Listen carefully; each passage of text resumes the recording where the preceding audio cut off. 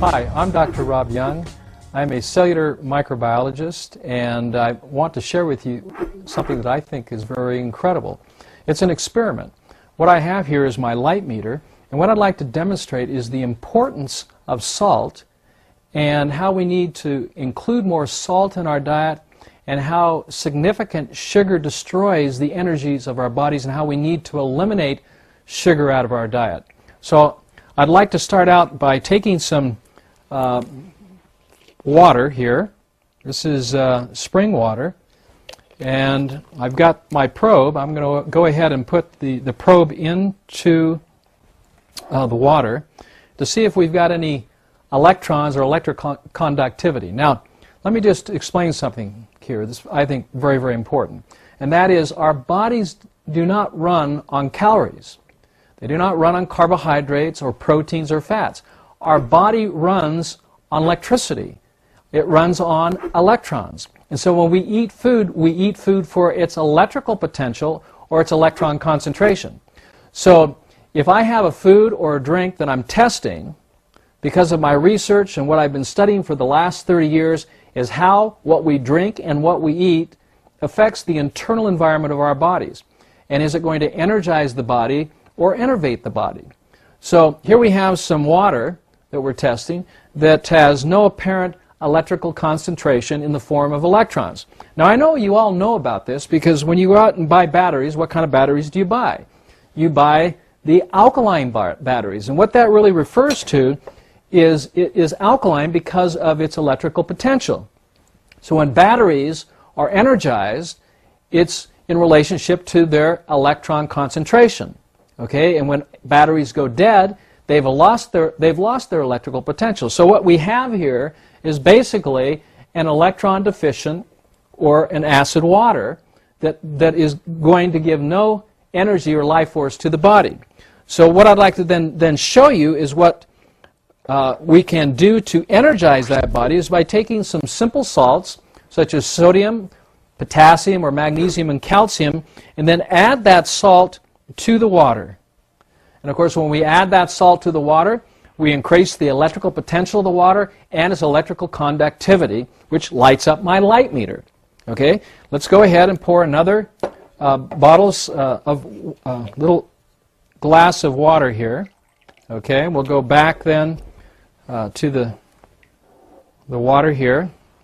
Let's try the same thing with some cane sugar. Now, this is supposed to be natural cane sugar. Of course, you can see it's been processed. That's why it's white. It's bleached. We'll go ahead and put some cane sugar into the water. And this mineral water with cane sugar does not energize the water. And of course, we can see that for the fact that it didn't light up our light meter. Let's go back to our salt water again. And there we are. Let's go ahead and take a third one, all right? This third one is using a mineral salt, a natural mineral salt, unprocessed, from the North Shore of the Great Salt Lake. Now, there are differences between salt. Most salt that's on the market has been processed. It's been demineralized. Now, this product here, which is a liquid salt, has not been demineralized. So it's a whole salt which contains over 72 natural minerals. We'll go ahead and put the probe, the light probe, into the water. As we can see, it did not light up our meter.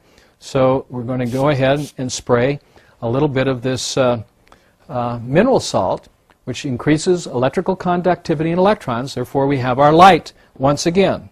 Let's go back then to our saltwater solution of magnesium, calcium, potassium, and sodium. And let's go ahead and then add some sugar. Now, the example here is I'd like you to think of this glass as your body, okay, energized, full of life. When you then incorporate sugar into the diet, and it comes in a lot of different forms, as you already know, when we put sugar into the body, we don't energize the body, but we literally destroy its life force. And this is what's happening here. So the more sugar we eat, the less energy we will have. And in fact, what the body has to do, it has to respond to this sugar. And the reason why is because it's acidic. And the way it responds is by releasing stored energies to neutralize the sugar, and that's why we feel energy when we eat sugar, not because sugar is putting energy into our body, but it's actually poisoning our body, and our bodies are then reacting to that sugar by releasing electrons or electrical potential to neutralize the sugar or the acid. In summary, let's take the probe of our light meter, put it into the salt. As we can see, we've got energy. If we take the probe and put it into the sugar water, we have no energy. Why? Because the body does not run on sugar. The body runs on salt. That's why all of the fluids of our body are salted. Our tears, our saliva, our urine, our blood, our sweat are all salty solutions. And we need salt. In fact, we should be eating approximately 12 to 14 grams of salt, and that's if you are approximately 70 kilos or 154 pounds. We need to avoid sugar.